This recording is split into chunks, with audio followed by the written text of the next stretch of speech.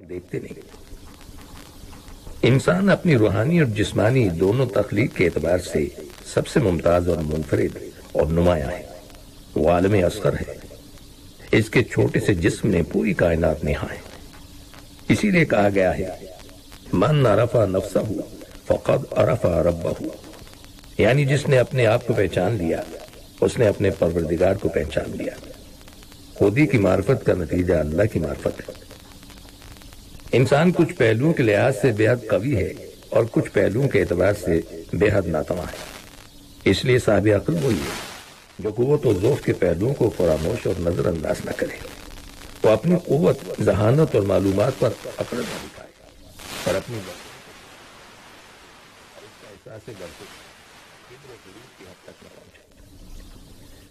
اسی طرح وہ اپنی کمزوری، بے بسی اور ناتوانی کے پیش نظر اپنے آپ کو حقیر نہ سمجھے اور اس کا احساس کمتری، ناکامی کی حد تک اسے نہ پہنچائے۔ افراد اور اقوام کی دو بیماریاں ہیں کہ یا تو ان کا احساس برتری کبر تک پہنچ جاتا ہے یا ان کا احساس کمتری حقارت اور ذلت سے جا ملتا ہے۔ کبر و غرور کا نتیجہ یہ ہوتا ہے کہ آدمی دوسرے کو ذلیل اور حقیر سمجھنے لگتا ہے۔ جن امور پر اسے قدرت نہیں ہوتی ان پر قدرت کے فضول دعوے کرنے لگتا ہے۔ اپنے دائرہ کار اور اختیار سے خارج چیزوں میں دخل اندازی کر بیٹھتا ہے۔ جن چیزوں سے ناشنا ہوتا ہے ان سے آشنائی اور آگاہی کا مدعی ہو جاتا ہے۔ پھر وہ کسی کی ہدایت پر کام نہیں دھرتا، کسی بڑے کو بڑا نہیں مانتا، اس کے سامنے سر تسلیم خم نہیں کرتا، کسی عالم کا احترام نہیں کرتا، کسی صاحب فضل کے فضل کا اعتراف نہیں کرتا۔ وہ اپنے آپ کو سب سے بڑا عالم، سب سے بڑا عقل مند، سب سے باعظمت اور عالی مرتبت سمجھنے لگتا ہے۔ مشاہدے میں آیا ہے کہ یہ بیماری ان افراد میں زیادہ ہوتی ہے جو پستی سے یکا یک کچھ بلندی کی طرف، ناداری اور فقر سے اچانک کچھ مالداری اور دولت مندی کی طرف، پسماندگی سے یک بیک کچھ ترقی کی طرف آتے ہیں۔ جو پہلی بار دولت والے تھے یا اتفاقاً کوئی عہدہ ان کے ہاتھ آ جاتا ہے، ان کی حالت یہی ہوتی ہے کہ ان کا مزاج تکبر کی آخری حد تک پہنچ جاتا ہے، بلکہ وہ دوسروں کو انسان بھی سمجھنا گوارا نہیں کرتے اور ہر ایک کو جاہل اور احمق قرار دینے لگتے۔ کسی قوم میں یہ بیماری جب جڑ پکڑ لیتی ہے تو وہ قوم بے راہ رو ہو جاتی، وہ خیر خواہوں کو بدخواہ سمجھنے لگتی۔ مصائب کے گھیرے میں ہونے کے باوجود وہ اپنے آپ کو مکمل محفوظ قرار دیتی، دشمنوں کے نرغے میں ہونے اور اپنے بے بس اور مغلوب ہونے کے باوجود وہ خود کو سب سے طاقتور اور غالب اور دشمن کو سب سے کمزور سمجھتی۔ نتیجتاً وہ کارگاہ حیات میں کوئی تعمیری انقلاب تو کجا اپنے وجود کی حفاظت تک سے قاصر رہ جاتی۔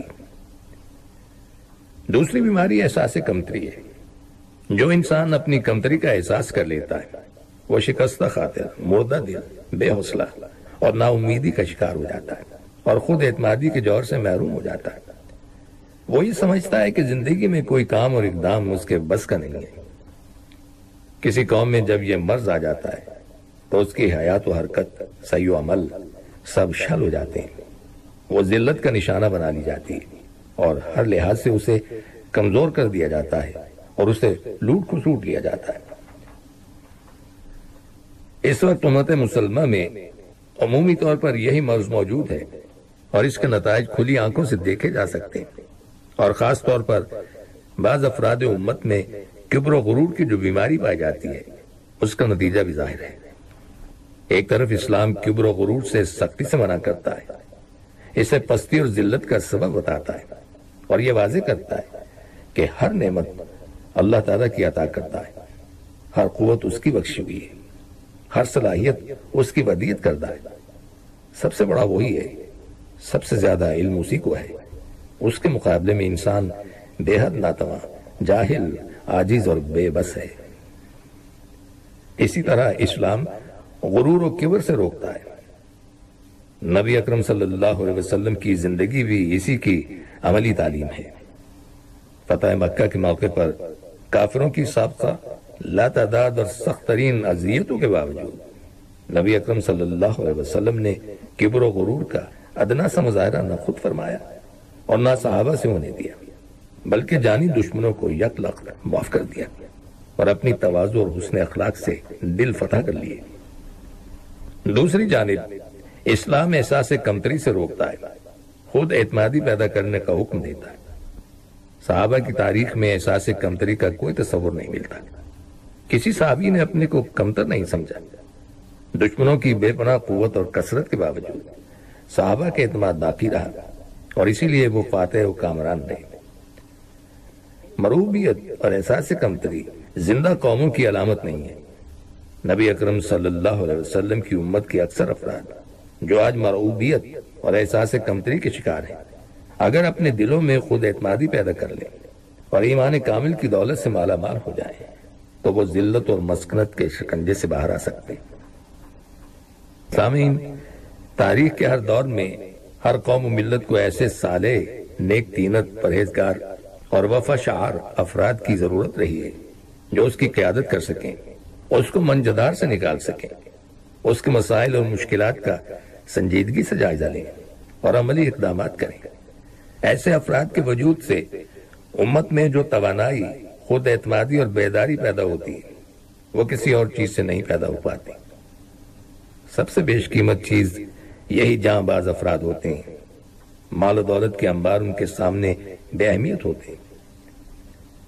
ایسے مخلص افراد کی جب تک قدردانی، حوصلہ افزائی اور مدد ہوتی ہے، قوم ترقی اور اقبال کی شاہراہوں پر چلتی جاتی ہے، اور جب ان کی ناقدری، حوصلہ شکنی اور مخالفت ہوتی ہے، ان کی جگہ نااہل، خوشامد پسند، خود غرض افراد آ جاتے ہیں تو قوم زوال اور انحطاط کے دلدل میں پھنستی چلی جاتی ہے۔ مخلص افراد قوم کا سب سے قیمتی سرمایہ ہوتے ہیں اور ان کے دم سے قومیں آباد رہتی ہیں۔ امام بخاری رحمۃ اللہ علیہ نے ایک واقعہ بیان کیا ہے جس میں اہل نظر کے لیے کافی سامان عبرت ہے۔ حضرت عمر فاروق رضی اللہ تعالیٰ عنہ نے ایک بار اپنے اصحاب سے کہا کہ آج تم لوگ اپنی تمنائیں اور آرزوئیں بیان کرو۔ اس پر ایک شخص نے کہا کہ میری آرزو یہ ہے کہ یہ گھر مال و دولت سے بھرا ہوتا اور میں اسے اللہ کی راہ میں خرچ کرتا۔ دوسرے شخص نے کہا کہ میری خواہش یہ ہے کہ اس مکان کے برابر سونا ہوتا اور میں اسے اللہ کے راستے میں صرف کرتا۔ تیسرے نے کہا کہ میری طلب یہ ہے کہ اس گھر کے برابر جواہرات ہوتے اور میں انہیں فقراء میں تقسیم کر دیتا۔ آخر میں سب کی تمنائیں سن لینے کے بعد حضرت عمر رضی اللہ تعالیٰ عنہ نے ارشاد فرمایا کہ میری تمنا یہ ہے کہ یہ مکان ابو عبیدہ بن جراح، معاذ بن جبل اور حذیفہ بن الیمان رضی اللہ تعالیٰ عنہ جیسے افراد سے بھرا ہوتا اور میں انہیں اللہ کی اطاعت میں استعمال کرتا۔ حضرت عمر رضی اللہ تعالیٰ عنہ نے 3 صحابہ اکرام کا نام لے کر یہ واضح کر دیا کہ کام کا انسان سب سے قیمتی دولت ہے اور یہ ایسا گوہر ہے جو نایاب نہیں تو کامیاب ضرور ہے، اور اس کی قدر بھی خالی لوگ کر پاتے ہیں۔ حضرت ابو عبیدہ بن جراح رضی اللہ تعالیٰ عنہ کے بارے میں خود نبی اکرم صلی اللہ علیہ وسلم کی زبان مبارک سے یہ الفاظ جاری ہوئے کہ ہر امت میں کوئی نہ کوئی امین ہوتا ہے اور اس امت کے امین ابو عبیدہ بن جراح ہے۔ تاریخ اسلامی میں ان کی امانت اور صلاح، جاں بازی اور دلیری، قربانی اور ایثار کی داستان ثبت ہے۔ حضرت معاذ بن جبل رضی اللہ تعالیٰ عنہ بقول نبی اکرم صلی اللہ علیہ وسلم امت میں حلال اور حرام کو سب سے زیادہ جاننے والے صحابی ہیں۔ انہیں یمن کا والی بنایا گیا۔ ان کے زہد اور پرہیزگاری کے متعدد واقعات محفوظ ہیں۔ حضرت حذیفہ بن الیمان رضی اللہ تعالیٰ عنہ اتنے قابل اعتماد صحابی تھے کہ نبی اکرم صلی اللہ علیہ وسلم ان کو اپنے راز بتا دیا کرتے تھے، اور آپ صلی اللہ علیہ وسلم ہی نے فرمایا کہ حذیفہ تم سے جو بیان کریں اس کی تصدیق کرو۔ منافقین کی پوری فہرست ان کے پاس رہا کرتی تھی۔ اتباع سنت ان کا ایک خاص وصف تھا۔ یہ واقعہ مشہور ہے کہ انہیں ایران میں کسریٰ کی طرف سے مذاکرات کے لیے دعوت دی گئی۔ کھانا لایا گیا، آپ نے کھانا شروع کیا، درمیان میں ایک لقمہ آپ کے ہاتھ سے نیچے گر گیا۔ اس وقت آپ کو وہ حدیث یاد آئی جس میں نبی اکرم صلی اللہ علیہ وسلم نے ارشاد فرمایا کہ اگر نوالا نیچے گر جائے تو اسے اٹھا لو، صاف کر کے کھا لو، ضائع مت کرو، کیونکہ وہ اللہ کا رزق ہے اور کیا معلوم کہ اللہ نے رزق کے کس حصے میں برکت رکھی۔ چنانچہ حضرت حذیفہ نے نیچے گرا ہوا لقمہ اٹھانے کے لیے ہاتھ بڑھایا۔ بغل میں موجود شخص نے کوہنی مار کر آپ کو اشارہ کیا کہ یہ شاہ کسریٰ کا دربار ہے، یہاں اگر تم نیچے گرا لقمہ اٹھاؤ گے تو ذلیل اور بے وقت سمجھے جاؤ گے۔ اس پر حضرت حذیفہ رضی اللہ تعالیٰ عنہ نے جواب دیا کہ کیا میں ان احمقوں کی وجہ سے اپنے محبوب پیغمبر کی سنت چھوڑ دوں؟ یہ مجھے حقیر اور ذلیل سمجھیں یا باعزت اور شریف، میں سنت پر عمل سے دستبردار نہیں ہو سکتا۔ چنانچہ پھر اسی اتباع سنت کی برکت سے انہوں نے ایران کو فتح کیا۔ ان تین صحابہ اکرام کی زندگیاں نمونہ تھیں، اسی لیے حضرت عمر رضی اللہ تعالیٰ عنہ نے ارشاد فرمایا کہ میری آرزو یہ ہے کہ ایسے افراد کی کثرت ہو۔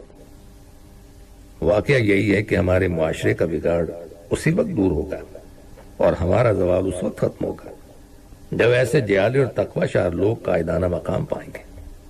ضرورت ایسے افراد کو تیار کر کے میدان عمل میں لانے اور ان کی رہنمائی میں عملی اقدامات انجام دینے کی۔ خاموشی اور غفلت وہ جرم ہے جو معاف نہیں ہو سکتا۔ اور سامعین، ان کلمات کے ساتھ ہی ہمارے آج کے پروگرام کا وقت بھی اب ختم ہوتا ہے، اس دعا کے ساتھ کہ اللہ تعالی ہم سب کو صراط مستقیم پر چلنے کی توفیق عطا فرمائے، آمین۔ آئندہ ملاقات تک کے لیے محمود احمد کو اجازت دیجیے، اللہ حافظ۔